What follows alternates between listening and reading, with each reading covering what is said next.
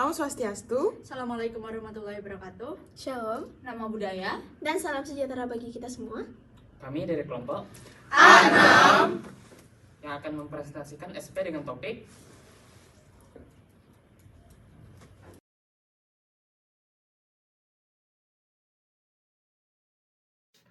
Baik, sebelumnya perkenalkan, nama saya Rizidara Andreas dengan 3 digit NIM terakhir 137. Di sini saya akan menjelaskan mengenai problem statement dari case 4, di mana Tuan Ayan mengalami demam, sakit tenggorokan, batuk, dan juga limfadenitis setelah kontak dengan anggota keluarganya yang mengalami infeksi saluran pernapasan atas. Pemeriksaan fisik menunjukkan adanya nyeri tekan, kemerahan pada tenggorokan, dan eksudat putih pada tonsil yang mengarah pada diagnosis tonsilofaringitis bakterial akut. Jadi masalah utama pasien ini termasuk ke dalam disease and disorders, tepatnya penyakit infeksi akut yang kemungkinan besar disebabkan oleh Streptococcus pyogenes, yaitu grup A Streptococcus. Gejala seperti demam, tenggorokan sakit dan merah, batuk, limfadenitis, serta eksudat pada tonsil merupakan tanda klinis dari tonsilofaringitis bakterial akut yang merupakan penyakit infeksi saluran pernapasan atas. Perkenalkan, nama saya Teresa Jessica Winarto dengan 3 digit terakhir 141. Saya izin melanjutkan dari yang telah Ricci sebutkan tadi. Jadi, menurut CDC sendiri, gejala klinis dari faringitis Streptococcus grup A meliputi demam, nyeri saat menelan, tonsil dan faring yang merah dan bengkak dengan atau tanpa eksudat, limfadenopati cervical anterior, lalu juga ada petikaya pada langit-langit lunak. Nah, gejala-gejala yang telah disebutkan ini menurut CDC merupakan diagnosis kuat untuk faringitis Streptococcus grup A. Oleh karena itu, dapat disimpulkan, pasien ini menderita infeksi saluran pernafasan atas, bukan masalah psikososial atau efek samping obat. Dan infeksi ini sendiri terjadi akibat adanya bakteri. Baik, perkenalkan, nama saya Yudi Kresna Surya Kusuma dengan 3 digit NIM terakhir 121. Di sini saya akan menjelaskan mengenai terapeutik objektif. Yang mana yang pertama, eradikasi infeksi dengan antibiotik yang tepat dan rasional. Pengobatan utama adalah pemberian antibiotik yang efektif dengan penicillin 5 atau amoxicillin sebagai lini pertama selama 10 hari untuk memastikan eradikasi bakteri dan mencegah komplikasi serius seperti demam rematik. Penggunaan antibiotik lain seperti makrolida dan cephalosporin bisa dipertimbangkan jika ada alergi, namun harus diwaspadai resistensi dan efek sampingnya. Yang kedua, mencegah penggunaan antibiotik yang tidak perlu. Diagnosis yang akurat sangat penting untuk membedakan faringitis bakterial dengan viral agar tidak terjadi overprescribing antibiotik. Penggunaan Rapid Antigen Detection Test atau RADT atau kultur tenggorokan dianjurkan untuk memastikan indikasi antibiotik. Ini penting untuk mencegah resistensi antibiotik dan efek samping yang tidak perlu. Nomor 3, mempercepat pemulihan gejala dan mencegah komplikasi. Pengobatan bertujuan mempercepat hilangnya gejala seperti demam, nyeri tenggorokan, dan pembengkakan kelenjar getah bening. Terapi suportif dengan antipiretik dan analgesik juga dianjurkan. Pengobatan antibiotik yang adekuat juga mencegah komplikasi lokal dan sistemik. Untuk komplikasi lokal seperti misalnya abses peritonsiler dan sistemik misalnya demam rematik. Baik, sekian dari saya. Terima kasih. Perkenalkan, nama saya Jessica Ortiz Purba dengan 3 digit NIM terakhir 131. Saya akan melanjutkan penjelasan tentang terapeutik objektif atau tujuan pengobatan. Jadi untuk tujuan yang selanjutnya adalah menghindari pemberian profilaksis antibiotik yang tidak tepat. Profilaksis antibiotik tidak dianjurkan kecuali ada indikasi khusus seperti riwayat demam rematik berulang.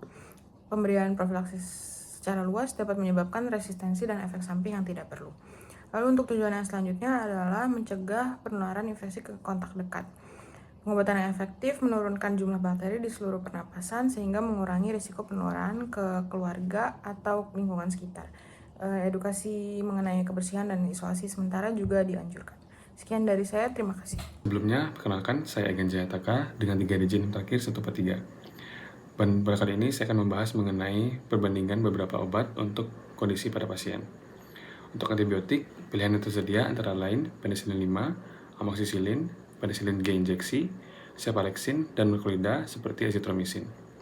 Sementara itu, antipiretik dan analgesik yang digunakan adalah ibuprofen dan paracetamol.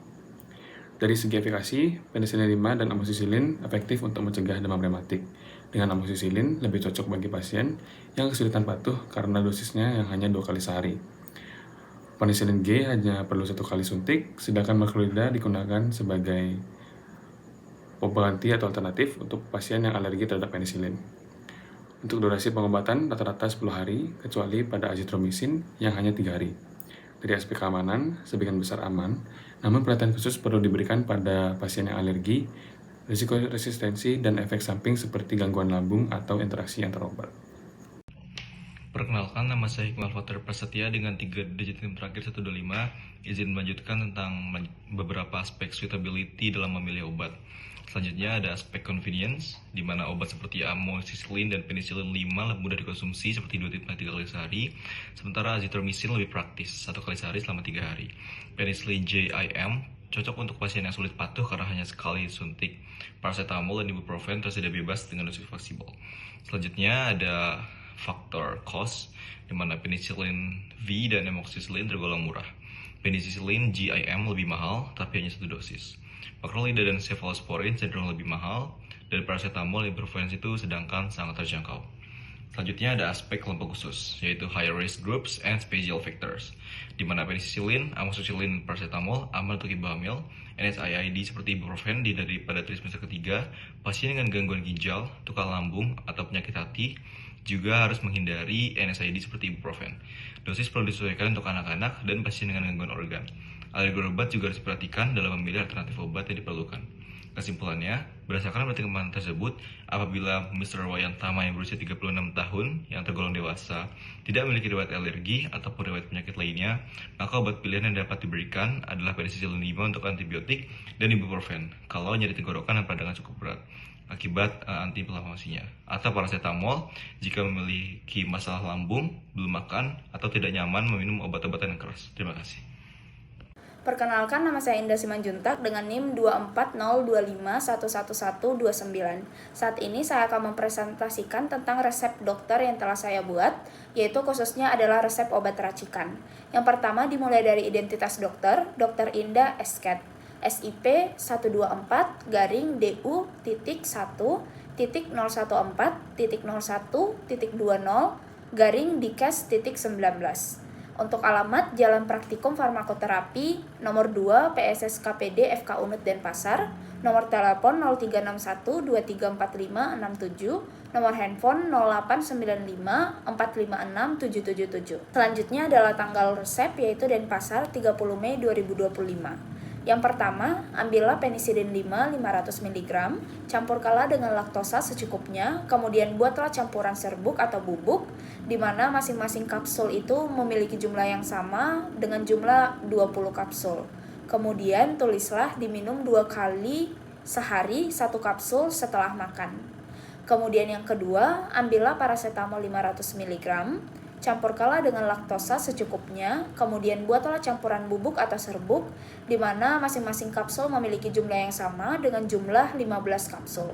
Tulislah diminum 3 kali sehari 1 kapsul setelah makan dan jika diperlukan, misalnya jika demam ataupun nyeri. Kemudian di paling bawah ditulis identitas pasien, mulai dari nama pasien yaitu Mr. Wayan Tama, kemudian umur 36 tahun, kemudian berat badan dan alamat tidak diketahui.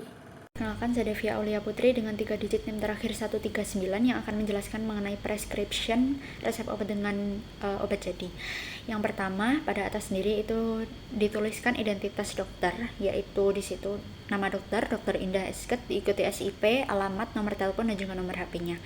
Selanjutnya di bawah identitas dokter itu dituliskan alamat dan juga tanggal penulisan peresepan pada pojok kanan atas, yang diikuti dengan superscriptio dengan penulisan pojok kiri dengan lambang R kapital garing penicillin 5 dengan dosis 500 mg dalam bentuk tablet berjumlah 20. Di bawahnya yaitu signatura yang lambangkan dengan S kapital 2 kali sehari 1 tablet setelah makan. Obat selanjutnya yaitu paracetamol dengan dosis 500 mg dalam bentuk tablet berjumlah 15, di mana ketentuannya minum 3 kali sehari 1 tablet setelah makan dan diminum apabila ada keluhan demam dan juga nyeri. Selanjutnya pada bawah sendiri resep itu dituliskan identitas pasien, yaitu nama pasien di situ adalah Mr. Wayan Tama dengan umur 36 tahun dan berat badan dan juga alamatnya tidak dijelaskan secara spesifik. Sekian dari saya, terima kasih. Perkenalkan, nama saya Daren Trioli dengan 3 digit NIM terakhir 133. Jadi untuk informasi manfaat penggunaan obat ini, ada penicillin 5 itu diberikan untuk membunuh bakteri penyebab infeksi agar gejala mereda dan tidak terjadi komplikasi lebih lanjut. Kemudian parasetamol ini diberikan untuk mengurangi gejala berupa demam dan nyeri pada tenggorokan. Untuk instruksi penggunaan obatnya, penisilin 5 harus diminum sesuai dosis dan jadwal yang diberikan oleh dokter, itu biasanya 2-3 kali sehari selama 10 hari. Sebelum memakannya, ada baiknya sudah memakan sesuatu sebelumnya untuk mengurangi risiko gangguan pada lambung. Untuk parasetamol itu bisa dimakan setiap 4-6 jam, tergantung kebutuhan, itu maksimal dimakan 4 kali sehari. Untuk durasi pengobatannya, antibiotik itu sebaiknya dimakan sampai habis sesuai anjuran dokter untuk mencegah terjadinya resistensi antibiotik pada bakteri penyebab infeksi. Perkenalkan, nama saya Nathan Darmeli Halim dengan 3 digit NIM terakhir 123. Di sini saya akan melanjutkan mengenai yang pertama adalah tanda-tanda perbaikan. Untuk tanda-tanda perbaikan itu sendiri, yang pertama ada demam mulai turun dalam 2-3 hari setelah mulai minum antibiotik, kemudian nyeri tenggorokan berkurang dan warna merah pada tenggorokan memudar, dan kemudian pembengkakan kelenjar getah bening mulai mengecil. Selanjutnya yaitu efek samping yang mungkin akan terjadi. Untuk efek sampingnya yang pertama adalah gangguan pencernaan seperti mual, muntah, diare. Jika terjadi, kita harus meminum obat bersama makanan. Kemudian ada reaksi alergi, walaupun jarang terjadi, seperti ruam kulit, gatal-gatal, pembengkakan wajah, atau sesak nafas. Kemudian efek samping yang terakhir adalah parasetamol umumnya aman, namun overdosis dapat menyebabkan kerusakan hati. Oleh karena itu, dosis harus dibatasi apabila pasien memiliki gangguan ginjal atau hati, yang dimana dosis maksimal tersebut adalah 4 gram atau 8 tabel 500 mg. Dan yang terakhir itu jika obat tidak efektif.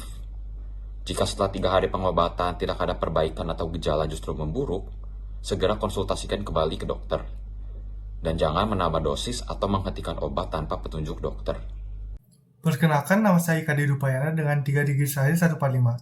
Jadi tindak lanjut awal sebaiknya dilakukan dalam 72 jam setelah terapi antibiotik dimulai. Pasien harus diinstruksikan untuk menghubungi tenaga kesehatan jika gejala memburuk atau tidak membaik, karena ini bisa menandakan resistensi antibiotik meskipun jarang pada grup Streptococcus, non-resi terhadap terapi, atau etiologi viral seperti Epstein-Barr virus. Efek samping baru muncul, misalnya ruam makulopular yang bisa menandakan hipersensitivitas terhadap penisilin. Nah, gangguan gastrointestinal seperti mual atau diare. Nah, penting dicatat bahwa 70% pasien IBF yang mendapatkan amoxicillin akan mengalami ruam meskipun tanpa alergi. Baik, berikutnya saya akan menjelaskan mengenai tindak lanjut kedua, yaitu setelah menyelesaikan terapi antibiotik, yaitu setelah hari ke-10. Ya, kita harus melakukan evaluasi klinis setelah menyelesaikan terapi hari ke-10. Yang pertama, kita harus memastikan resolusi gejala.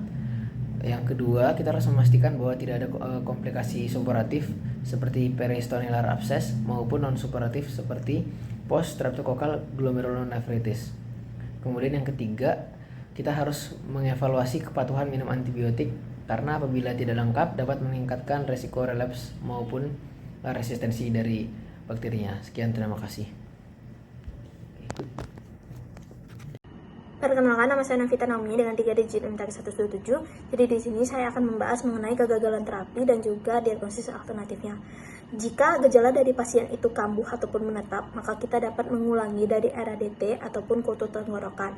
Selain itu, jika pasien mengalami carriage asimptomatik, maka kita tidak perlu mengulangi dari terapi, tetapi bila pasien mengalami dari asimptomatik yang berulang, maka kita dapat memberikan clindamycin sebagai lini kedua. Selain itu, kita perlu mempertimbangkan dari pharyngitis viral, gonore, dan juga arcanobacterium. Selanjutnya saya akan membahas terkait manajemen efek samping. Yang pertama itu kita dapat memberikan penisilin 5, di mana dia ini itu umumnya termasuk relatif aman dikarenakan risiko terjadinya reaksi alergi itu kurang dari 4%. Namun kita perlu menghentikan penggunaan penisilin 5 bila urtikaria, angioedema, dan juga dyspnea. Selain itu kita dapat memberikan juga NSAIDs berupa ibuprofen, namun ini memiliki risiko pada gastrointestinal dan juga ginjal apabila dikonsumsi dengan makanan. Kita dapat ganti dengan parasetamol jika pasien itu mengalami dispepsia.